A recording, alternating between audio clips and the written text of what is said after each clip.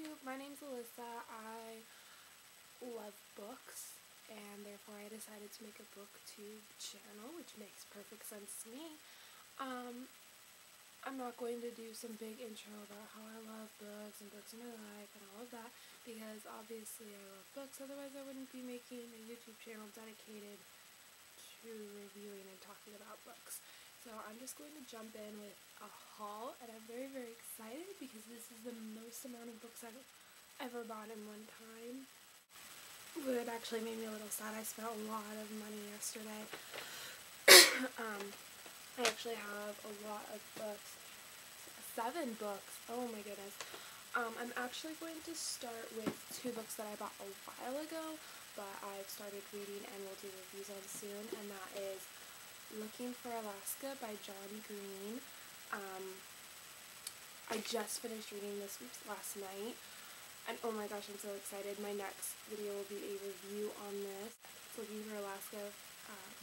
I'm not going to talk about it because I'm doing a review next video, so I'll talk about it then. And then I bought The Hobbit, and look how pretty it is. They have at Target and Barnes & Noble, they have these pretty looking covers for The Hobbit and the Lord of the Rings series and all of that, and I was really excited. I tried to read Lord of the Rings in like the 7th or 8th grade, and I just could not get into it, not because it was above my reading level, but just because it was one of those books that I just wasn't into. I was busy reading, I don't know, romance novels and Harry Potter. I didn't want to read something like The Hobbit. As it's being turned into a movie, I decided I should read it finally. So yeah, I bought it, and now I can read this and then get started on the rest of the Lord of the Rings series, which I'm very excited about. A lot of books are books that I got at a used bookstore in my area, and I was so excited. I think I spent like 20 bucks on all 3. Yeah, I spent like 20 bucks on all 3, and I actually went in looking for a specific book and couldn't find it. I had to go pay full price for it, which made me sad, but I got 3 other books out of it, and that made me happy. So the first one I got is Inkspell by Cornelia Funk, and it is the 2nd book in the Inkheart Trilogy. I read Inkheart and Inkspell when I was in high school, but I just recently bought the 3rd book, which is, it's here, Ink Death. It's Ink Death. And I tried to read it, and I could not remember for the life of me anything that was going on, so I decided I should buy Inkheart and Inkspell and reread them before I get to Ink Death. So I bought Inkheart a while ago. It's up on my shelf. I just haven't gotten around to reading it. And then I saw Inkspell at the used bookstore, and it's the hardback copy, and it's so, I love Inkheart and Inkspell. It's just, they're so, other way? Yeah, whatever. They're so pretty. In the back, which is not that exciting, but I think that the covers are, ooh goodness, are so pretty, and I was just very, very excited to get the 2nd one, so that I have the whole trilogy, so when I want to read the 2nd one, I have it.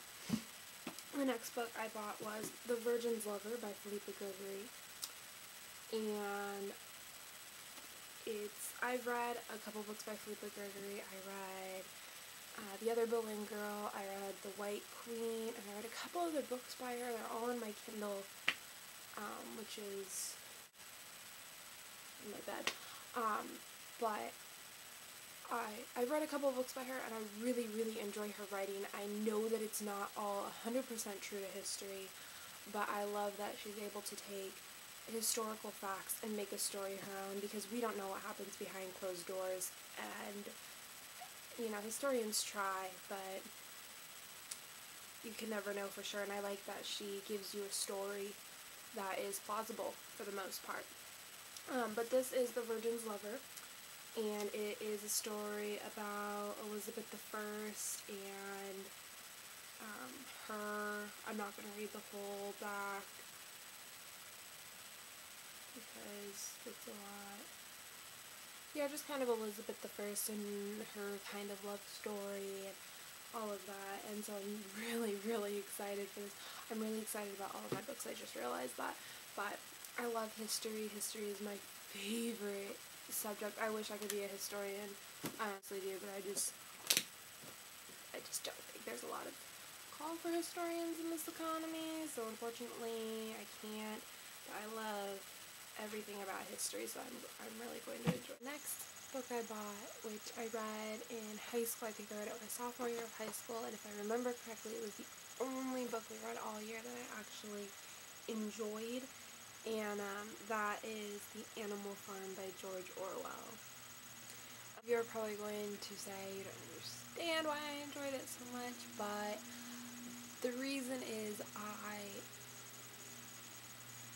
I love books that have like a meaning underneath. They aren't just there to be there. Like, I love books that are random and pointless too, but there's something about reading a book that has a point and a meaning and a message that makes me happy. And The Animal Farm does all of that. It has all of that. Really, really good book. Really little. I think there's 128 pages. The print is kind of small. Where am I going? The print is kind of small, but it's still very easy read, very simple. And I love it. I love it a lot. So those are the 3 books that I got from the used bookstore. I spent under $20. That's why I love the used bookstore. You can't always find what you want, but you'll find something. Next, I have 2 books, one of which is the whole reason I went to the used bookstore, and I couldn't find it. And that is F. Scott Fitzgerald's The Great Gatsby.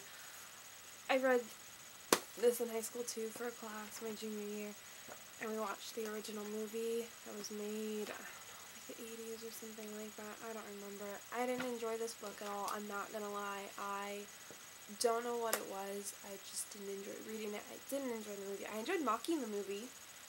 That was fun. My entire class enjoyed that.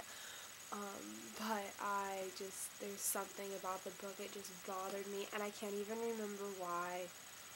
I just remember not enjoying it. So I decided, since the movie's coming out, and I've heard a lot of great reviews from other booktubers, and I have a friend of mine who just rants and raves about how much she loves this book and how amazing it is, and she's a pretty good judge of books. I decided to give it another shot. $15 for this stupid thing. And so I'm gonna give it another go. I'll give a review when I'm done reading it. But the biggest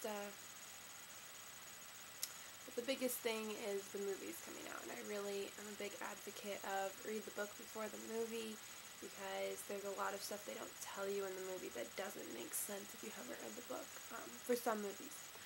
So I'm going to read it, I'm going to see the movie, I'll give a review, probably on both. The next book I bought is actually not a book for me. My sister is having a baby in April, a little girl, and my sister does not read, so I decided it was up to me to buy my future niece all of the books ever. I decided to start off with one that was special, one that could mean something in the future, and the book I picked was The Giving Tree by Shel Silverstein. Yeah, I was really happy that I found it. I got it at Target for $17. Oh, gosh. I spent more on these 2 books than my 3 books that I bought. Whatever. But, I was going back between The Giving Tree, going back and forth. On my face. I was going back and forth between The Giving Tree and Oh, the Places You'll Go by Dr. Seuss. But I finally decided on The Giving Tree. It's a book my sister really enjoys too, so I thought it would be a book that my niece will hopefully enjoy. I love it, and it's the hardback with like the cover on it and everything. The front is the same, and I love. Yeah, I didn't read this when I was little. I read it when I was older. And it's still, I love it. Anyways, I've taken up enough of your time. Look for my review of, what am I reviewing? Looking for Alaska. Soon after that, I'm hoping to review all of the books I bought, but most specifically The Hobbit and The Great Gatsby. So yeah, that's it. Look out for my next review, and I'll see you guys later.